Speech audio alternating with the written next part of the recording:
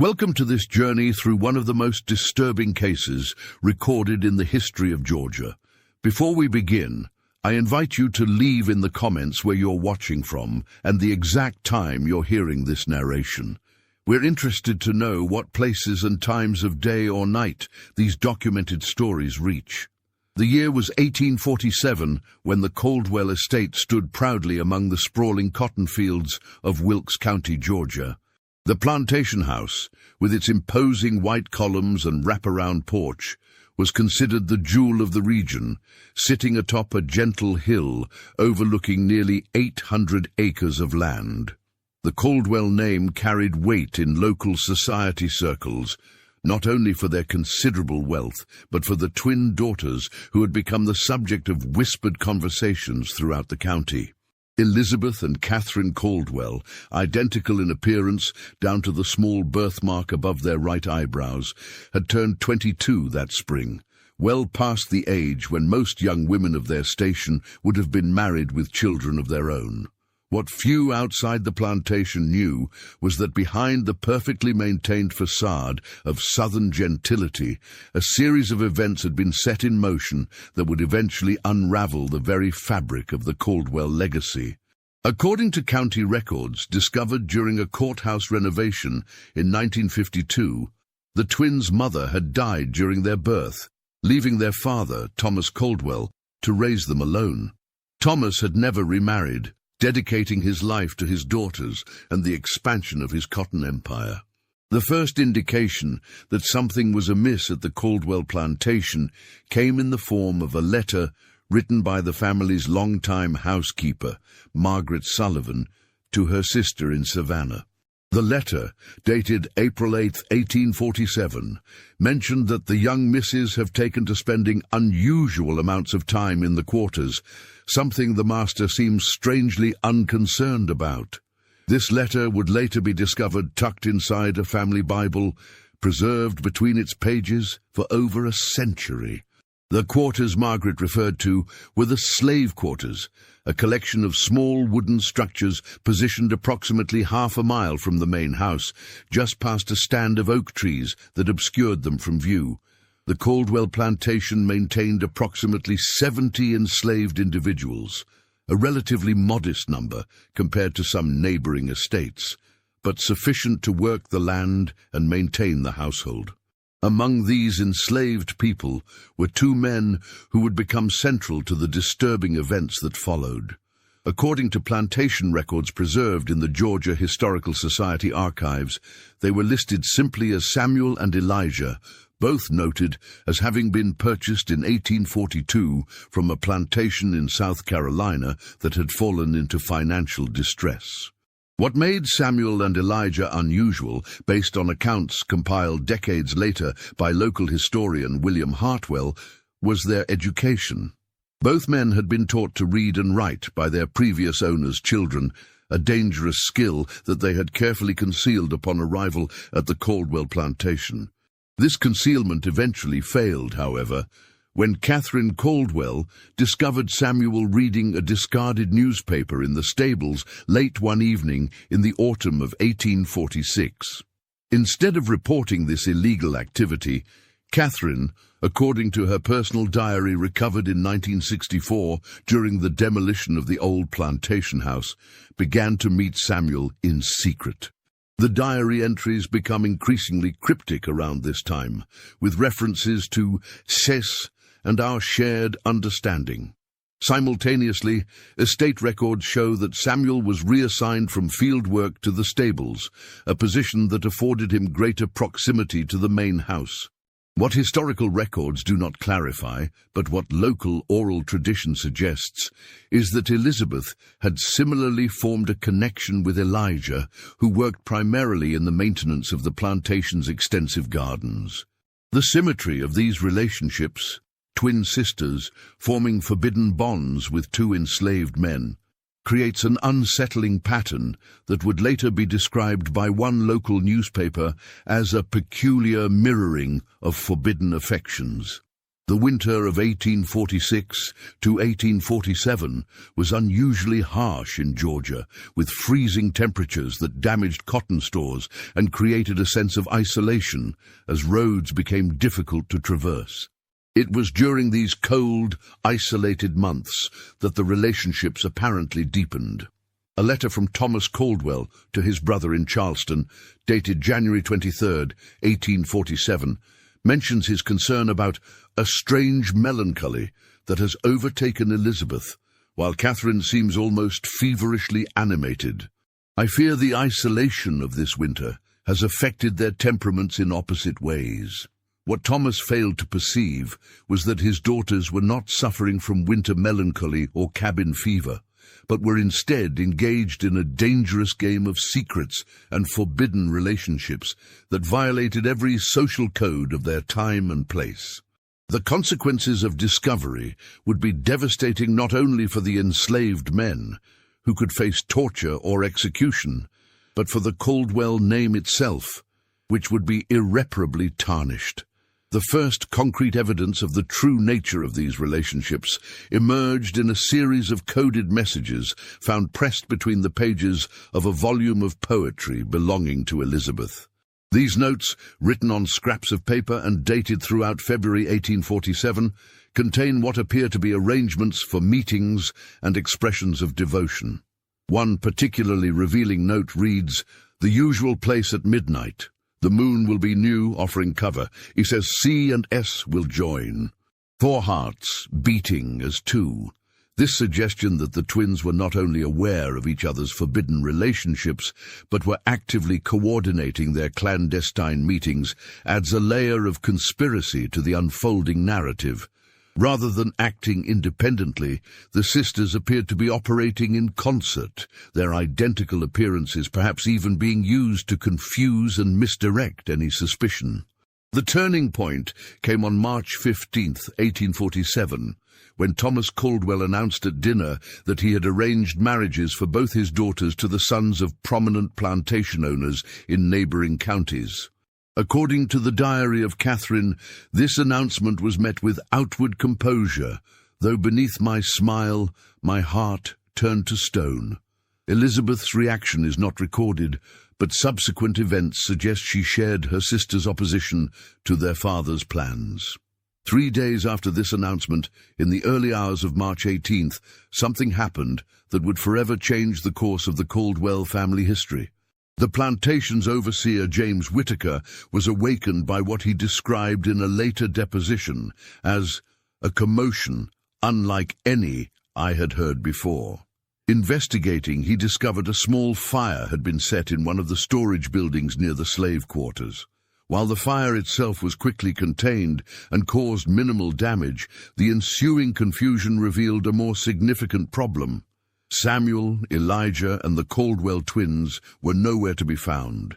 A search was immediately organized, with neighboring plantations alerted and search parties dispatched along every road and trail leading from the Caldwell property.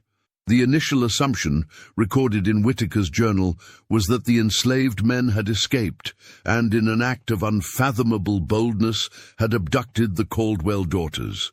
A substantial reward was offered for their capture, and the situation quickly escalated into one of the largest manhunts in county history.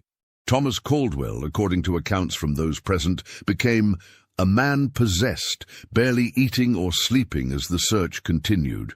What the search parties did not know, and what would not be discovered until much later, was that the fire had been deliberately set by Elizabeth as a distraction.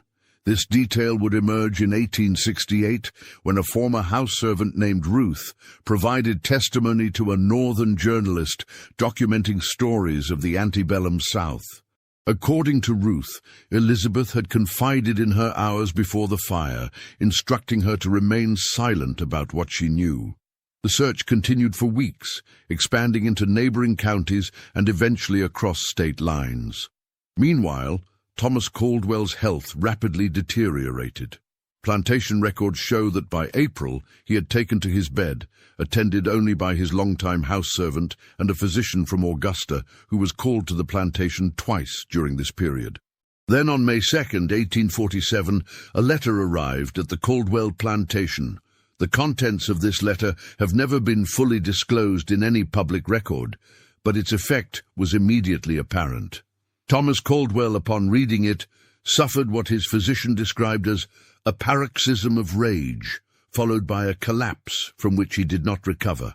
He died 3 days later, the cause listed simply as apoplexy, a common term at the time for what we now recognize as a stroke. Following Thomas's death, control of the plantation passed to his brother, Edward Caldwell, who traveled from Charleston to assume management of the estate.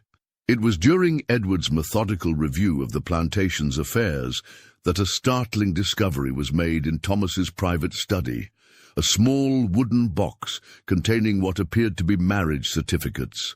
These documents, crudely drawn but bearing signatures, purported to record the marriage of Elizabeth Caldwell to Elijah and Catherine Caldwell to Samuel on the night of March 17th, 1847. The certificates were accompanied by a letter, apparently written by Catherine, explaining that the twins had fallen in love with the two men and, knowing their father would never approve, had devised a plan to escape together. The letter described how they had been secretly planning for months, saving small items, preparing for a journey north to states where they might live, if not openly, then at least without the immediate threat of capture and separation. Most disturbing to Edward, however, was the revelation that his nieces had not been abducted, but had gone willingly, choosing to abandon their privileged positions, their family name, and their entire social world for what Catherine described as the only true happiness we have ever known.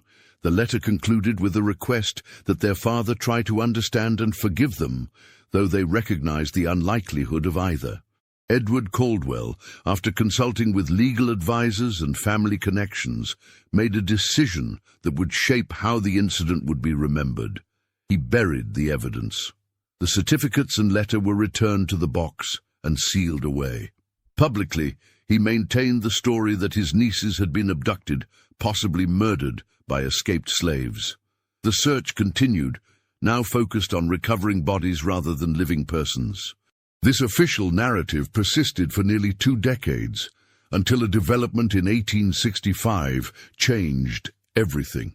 Following the Civil War and the emancipation of enslaved people throughout the South, a woman arrived at what remained of the Caldwell Plantation, now reduced to less than half its former size and struggling to adapt to the new economic reality. The woman identified herself as Margaret Johnson, but her resemblance to the long-missing Caldwell twins was unmistakable. She requested a meeting with Edward Caldwell, who still maintained the property, though with greatly reduced circumstances. According to the household staff present that day, the meeting lasted several hours, with raised voices occasionally audible through the closed doors of the study. When Margaret Johnson departed, Edward Caldwell emerged visibly shaken. He spoke to no one about the meeting, but immediately began liquidating what remained of the estate. Within 6 months, the plantation was sold, and Edward returned to Charleston, where he lived in seclusion until his death in 1871. The true nature of the meeting remained unknown until 1958, when a collection of letters was donated to the Georgia Historical Society by Edward's granddaughter. Among these was a detailed account of the meeting, written by Edward to his wife the day after it occurred. According to Edward's letter, Margaret Johnson was indeed Catherine Caldwell, now using the surname of her husband Samuel, who had taken the name Samuel Johnson after their escape. Catherine revealed that she, Elizabeth, Elijah, and Samuel had managed to reach Philadelphia, where they lived in a community of free blacks and abolitionists who helped them establish new identities. Elizabeth and Elijah, adopting the surname Davis, had moved further north to Boston, where Elijah found work as a carpenter. Samuel, with his knowledge of horses, eventually established a small but successful livery stable, while Catherine worked as a seamstress. They had children. Catherine and Samuel had 3, Elizabeth and Elijah 2. all of whom were being raised with no knowledge of their mother's true origins.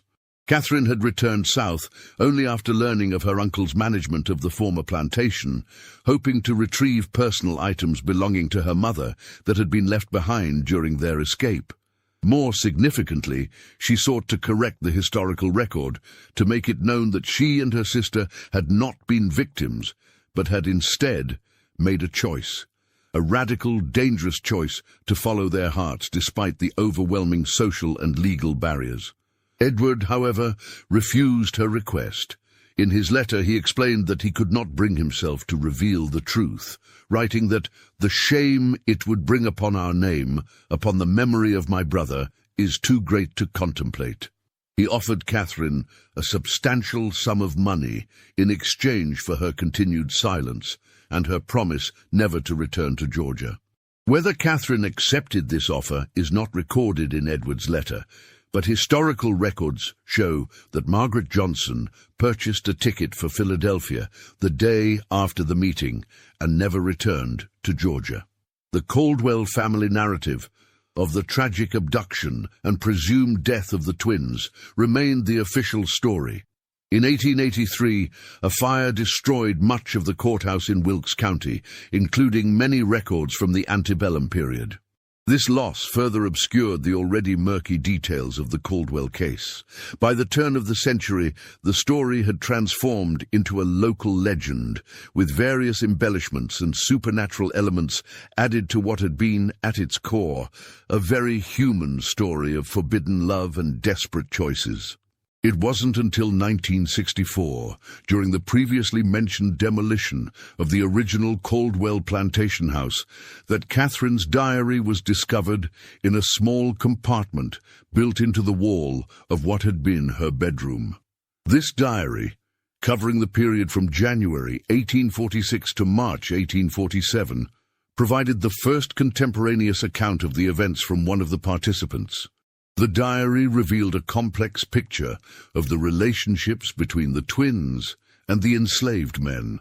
Catherine wrote of her initial shock at discovering Samuel's literacy, followed by curiosity, then genuine intellectual connection, and eventually love. She described conversations about philosophy, religion, and freedom that transformed her understanding of the world and her place in it. Particularly poignant were her descriptions of the moral crisis she experienced as she came to recognize the fundamental humanity of a man whom society had taught her to view as property. "I have been blind," she wrote on November 12, 1846, "not only to the suffering around me, but to the very nature of what it means to be human. Has opened my eyes, and now I cannot close them again, though the light sometimes pains me." The diary also confirmed the twins' mutual awareness and support of each other's relationships. Catherine described late-night conversations with Elizabeth, their shared fears and hopes, and their gradually evolving plan to escape. The final entry, dated March 16, 1847, reads simply, "Tomorrow we leave everything we have known for an uncertain future. We may find freedom or death, but either is preferable to living a lie." The discovery of the diary prompted renewed interest in the case among historians specializing in the antebellum South. Research conducted throughout the 1960s uncovered additional pieces of the puzzle, including shipping records showing passage booked for 4 individuals from Savannah to Philadelphia in late March 1847 under the names Johnson and Davis. Census records from Philadelphia in 1850 confirmed the presence of Samuel and Catherine Johnson, listed as mulatto, living in a predominantly black neighborhood with 2 children. Similarly, Boston records showed an Elijah and Elizabeth Davis with 1 child, also identified as mulatto. Perhaps the most remarkable discovery came in 1968, when a descendant of Elizabeth and Elijah Davis contacted researchers after learning of the renewed interest in the case. This descendant, a professor at a New England university, possessed a collection of letters exchanged between the twins throughout the 1850s and 60s. These letters painted a picture of two women who, despite the enormous sacrifices they had made, found fulfillment in their chosen lives. They wrote of their children, their work, their continuing education, and their involvement in abolitionist causes. They also expressed ongoing concern about discovery, particularly after the passage of the Fugitive Slave Act in 1850, which increased the danger for everyone involved. The most revealing letter, dated July 4th, 1865, shortly after the end of the Civil War, captured Catherine's reflection on their journey. Today marks not only the independence of this nation, but at long last, our own true freedom. For 18 years we have lived in shadows, always looking over our shoulders. Now, though many challenges remain, we may finally step into the light. Yet I find myself thinking of Father, wondering if, in some way, he might finally understand the choice we made. I like to believe that, freed from the constraints of the world that shaped him, he might.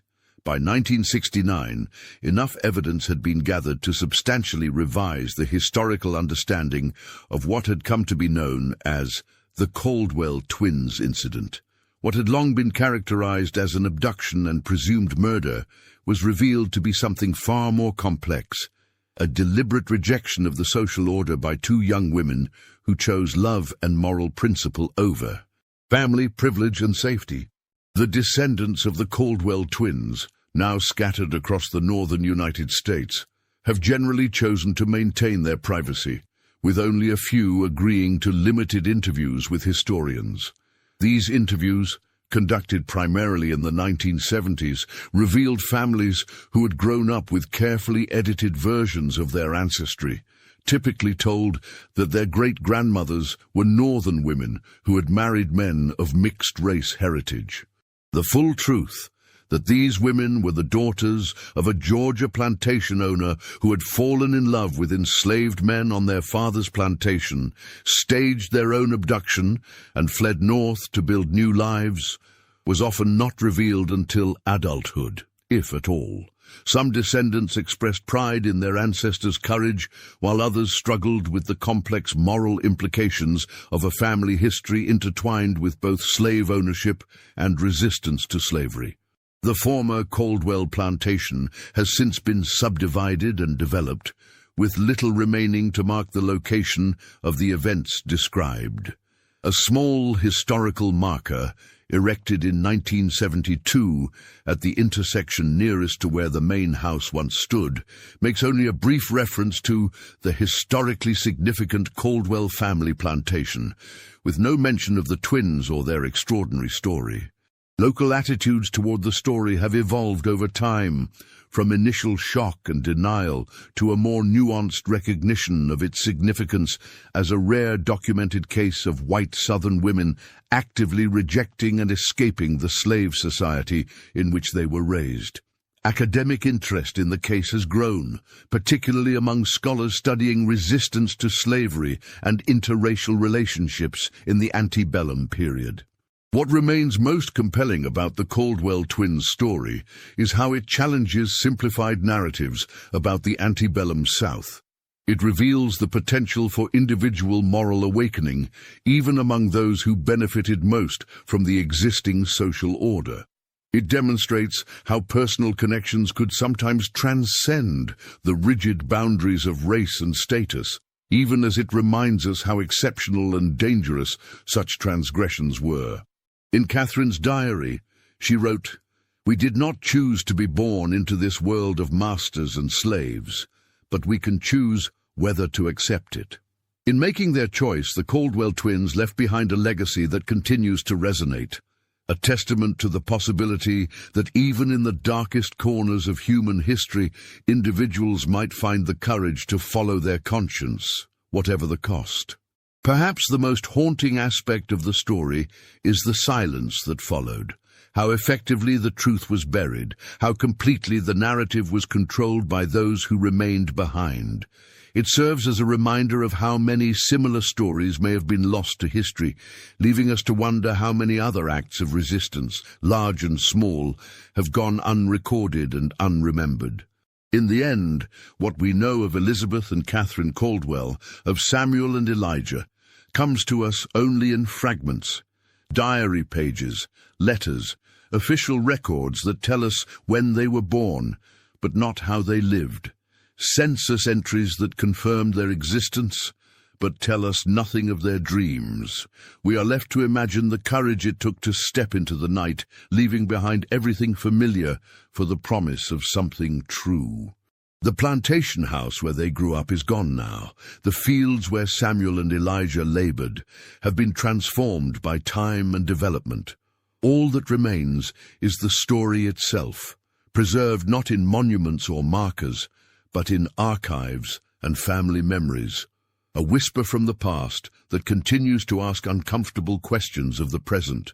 As for the wooden box containing those crude marriage certificates, the physical evidence of that forbidden pact made on a March night in 1847, its whereabouts remain unknown. Some historians believe Edward Caldwell destroyed it before his death, unable to reconcile himself to its implications. Others suggest it may still exist, hidden away in some forgotten collection, waiting to be discovered once again, much like the truth it contains. The search for that truth continues, not just for historians, but for all who seek to understand the complexities of our shared past. In that search, the story of the Caldwell twins stands as a reminder that history is not just a record of laws and wars and great men's deeds, but also of individual hearts and minds, of small acts of courage that sometimes change everything. In 1966, a remarkable document surfaced during an estate sale in Philadelphia. A small, leather-bound journal, water-damaged but largely legible, was discovered inside a false-bottomed drawer of an antique writing desk. The journal belonged to Samuel Johnson, formerly Samuel of the Caldwell Plantation, and contained entries spanning from 1848 to 1859. This discovery provided the first written account from one of the enslaved men involved in the escape. Samuel's journal revealed details previously unknown about the escape plan and its execution. He wrote of the meticulous preparation, how over months they had gathered supplies, studied maps, and memorized the routes of the Underground Railroad. Most strikingly, he described their journey north, a harrowing 6-week ordeal of traveling by night, hiding during daylight hours, and relying on a network of sympathetic individuals who risked their own safety to assist them. One entry, dated April 2, 1847, described a particularly tense moment. Today, we nearly encountered disaster. A patrol stopped the wagon transporting us, hidden beneath sacks of grain. Elizabeth, despite her terror, spoke with such conviction to the patrolman, claiming to be traveling to visit relatives in the next county. Her voice never wavered, though I could feel Catherine trembling beside me in our hiding place. When the patrol finally moved on, we dared not breathe for what seemed like hours. Samuel's journal also offered insights into the complex emotions he experienced during and after the escape.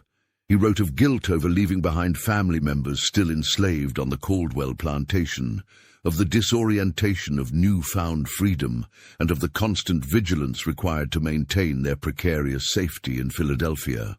Particularly poignant were his reflections on his relationship with Catherine.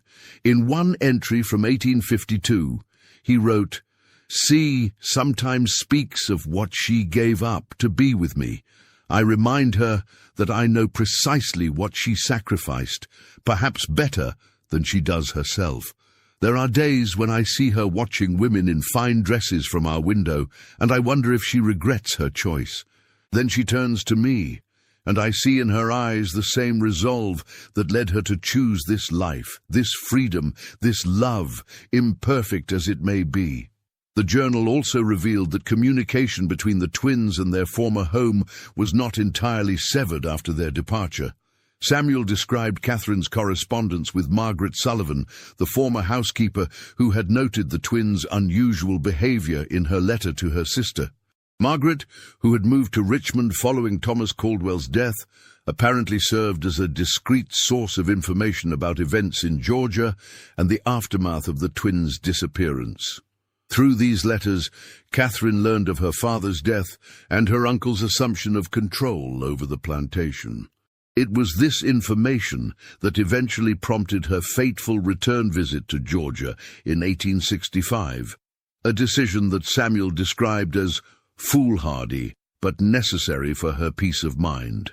His entry following her return from this journey suggests the meeting with Edward Caldwell did not provide the closure Catherine had sought. She returned more troubled than when she left, carrying the weight of her father's final days. The knowledge that he died believing she had been taken against her will, perhaps murdered, haunts her in a way I cannot soothe. In 1967, another significant piece of the puzzle emerged when researchers located church records from a small African Methodist Episcopal congregation in Philadelphia.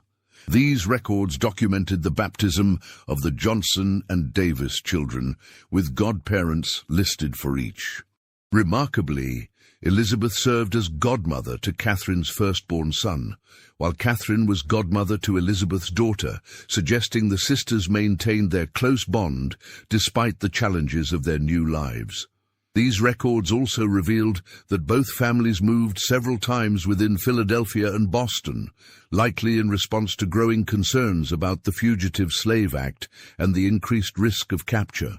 The frequency of these relocations, approximately every 2 years, speaks to the persistent anxiety that must have characterized their lives during this period. By 1855, according to city directories and tax records, Samuel Johnson had established a modest but successful livery business in a predominantly immigrant neighborhood of Philadelphia. This business provided sufficient income for the family to purchase a small home, an extraordinary achievement given the circumstances of their arrival in the city just 8 years earlier. Elijah and Elizabeth, meanwhile, had moved from Boston to a small farming community in western Massachusetts by 1854. Local records indicate Elijah worked as a carpenter and cabinet maker, while Elizabeth supplemented their income by teaching reading and basic arithmetic to local children. Their relative isolation in this rural setting may have offered an additional layer of security, removing them somewhat from the scrutiny they might have faced in a larger city. One of the most intriguing discoveries came in 1968, when a researcher examining records of abolitionist organizations identified Catherine Johnson and Elizabeth Davis as contributors to several anti-slavery publications. Writing under pseudonyms, the sisters produced a series of anonymous letters describing the moral corruption of the slave system from the perspective of those who had been raised within it. These letters, published in The Liberator and other abolitionist newspapers between 1852 and 1858, never revealed the authors' true identities or specific circumstances, but spoke powerfully to the psychological damage inflicted by slave ownership, not only on the enslaved, but on the enslavers themselves. In one such letter, believed to be written by Elizabeth, the author described slavery as a poison that corrupts the soul of the master as surely as it breaks the body of the slave, a system that renders true human connection impossible across its artificially maintained boundaries. The Civil War brought new challenges and opportunities for both families. Samuel's journal entries from 1861 through 1865 express both hope and fear about the conflict's potential outcomes. He wrote of sending financial contributions to support Union efforts, of attending meetings where news from the battlefront was shared, and of the community's collective anxiety about what a Confederate victory might mean for free blacks in the North. A particularly moving entry from January 1863, following the Emancipation Proclamation, reads, "Today marks the beginning of what we have dreamed of for so long. Though the proclamation's practical effects may be limited, its moral significance cannot be overstated. For the first time, this nation has officially declared what we have always known to be true, that no man has the right to own another. And I celebrated quietly, unable to fully express in words what this day means to us, who have lived both sides of this terrible divide. The post-war period brought relative security, as the legal abolition of slavery removed the most immediate threat facing the families. However, census records and other documents from this period suggest they continued to live somewhat guarded lives, never fully revealing their backgrounds even as the immediate danger of re-enslavement receded.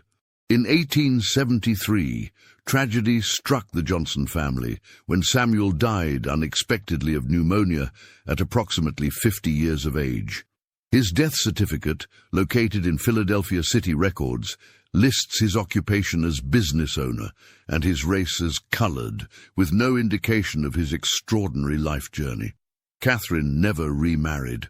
City directories show she continued to operate the livery business with the help of her eldest son until 1881, when she sold the business and moved to the home of her daughter in upstate New York. She died there in 1890 at approximately 65 years of age.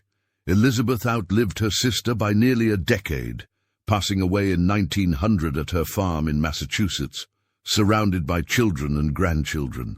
According to family letters shared by Descendants, in her final years she occasionally shared stories of her youth in Georgia, though always carefully edited to omit the more dangerous aspects of her escape and new identity.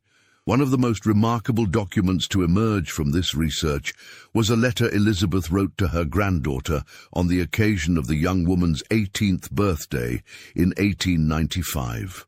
In this letter, preserved by family members and eventually donated to the Massachusetts Historical Society, Elizabeth offered life advice drawn from her extraordinary experiences, though still without revealing their full extent. "My dearest girl, as you stand at the threshold of womanhood, I wish to impart to you the most valuable lesson my long life has taught me, that courage is not the absence of fear, but the determination to act in spite of it. There will come moments in your life when you must choose between what is expected and what is right, between the comfortable path and the true one. In those moments, remember that the most difficult choice often leads to the greatest freedom.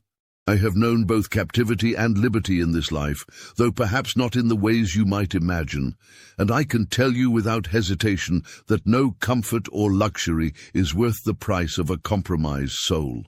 The historical record remains frustratingly incomplete regarding many aspects of the Caldwell twins' story.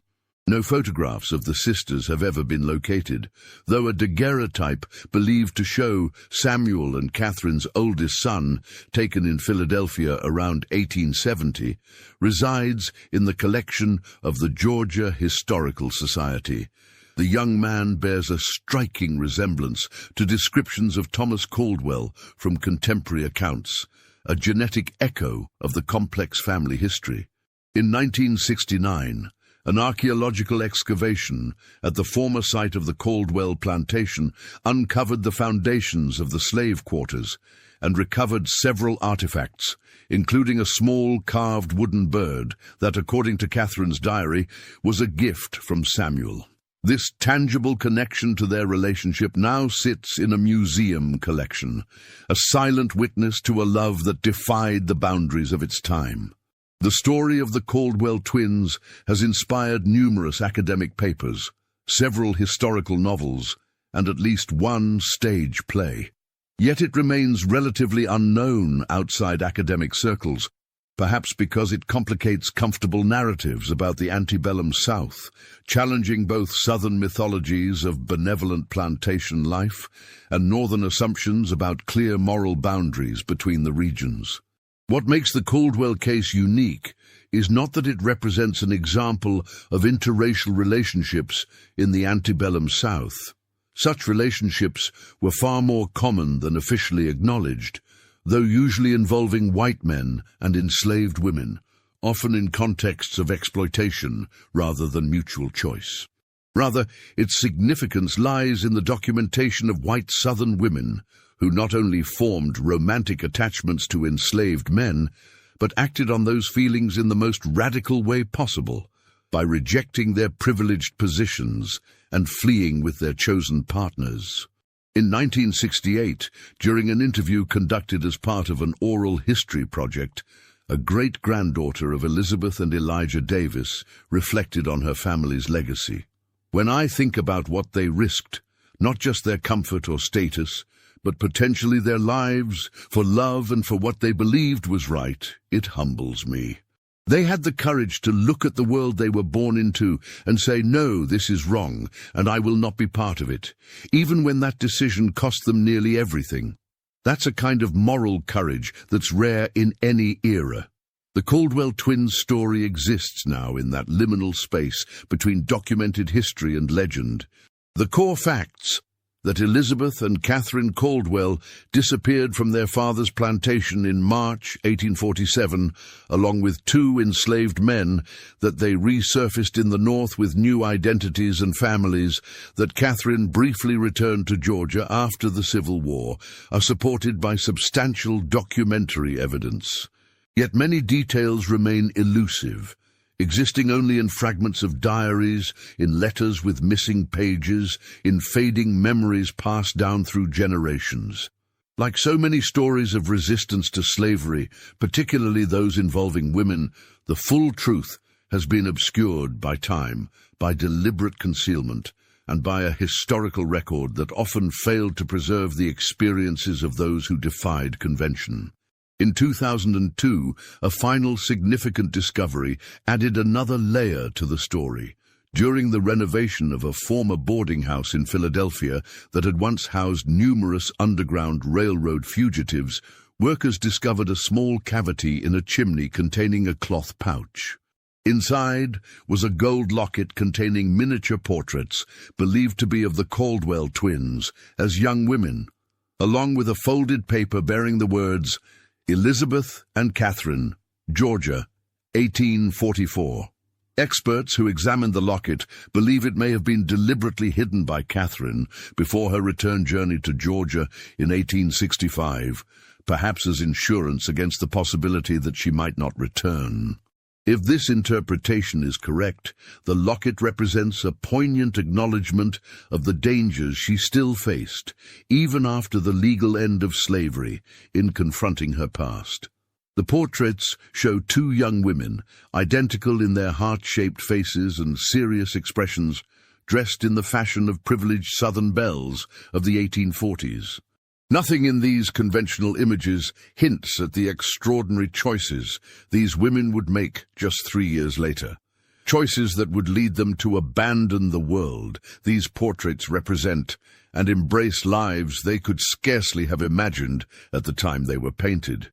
Today, the descendants of the Caldwell twins, of Samuel and Elijah, live throughout the United States, many unaware of their connection to this remarkable story. Those who do know their family history often speak of the complex legacy it represents, of the moral courage shown by their ancestors, but also of the complicated reality that the Caldwell twins were both beneficiaries of and rebels against a system of profound injustice. The former Caldwell Plantation land has been transformed by time and development, with suburban homes now standing where cotton once grew. The small historical marker, weathered by decades of sun and rain, offers no hint of the human drama that unfolded there. Visitors to the area would never know that this unremarkable intersection was once the setting for an extraordinary act of defiance against the most fundamental social institution of its time. Perhaps that invisibility is fitting. The story of the Caldwell twins is, at its heart, about the invisible threads that connect human beings across artificially imposed boundaries, about the quiet rebellions that often go unrecorded, about the courage to imagine a different kind of life than the one society has prescribed. In her final diary entry before her escape, Catherine Caldwell wrote, "Tomorrow we step into darkness, not knowing if we will find light on the other side. But even the darkness of uncertainty is preferable to the false brightness of a life built on others' suffering. Whatever comes, we have chosen our path freely, perhaps the first truly free choice of our lives. That choice made on a March night in 1847 by two privileged young women and two enslaved men, continues to echo through time, a testament to the power of individual conscience in the face of overwhelming social pressure, and to the human capacity for moral awakening even in the most unlikely circumstances. The sound of that echo grows fainter with each passing year, as those who remember the story firsthand pass away, as documents yellow and crumble, as the physical traces of the Caldwell Plantation dissolve into the Georgia soil. Yet it persists, a whisper from the past that still has the power to disturb and inspire, challenging us to examine our own lives, our own moral compromises, our own courage or lack thereof in the face of injustice. In that sense, perhaps, the story of the Caldwell twins is not really about the past at all, but about the present and the future, about the choices we make, the boundaries we accept or reject, and the kind of world we choose to build or maintain. Their legacy lives not in monuments or markers, but in the ongoing human struggle to recognize and honor the humanity in ourselves and others, whatever the cost. And so the story ends where it began, with four young people stepping into the darkness of a Georgia night, leaving behind everything familiar for the uncertain promise of freedom. We know now that they found their way to that freedom, imperfect though it was. What we can never fully know is the courage it took to take that first step, to turn their backs on the only world they had ever known, to choose an uncertain future over a compromised present. In that moment of choice lies the heart of their story, a moment that continues to resonate across time, inviting us to consider what we might be willing to risk for love, for justice, for the chance to live according to our deepest values rather than the expectations of others. It is a question without a simple answer, but one worth asking again and again as we make our own ways through the darkness, seeking light.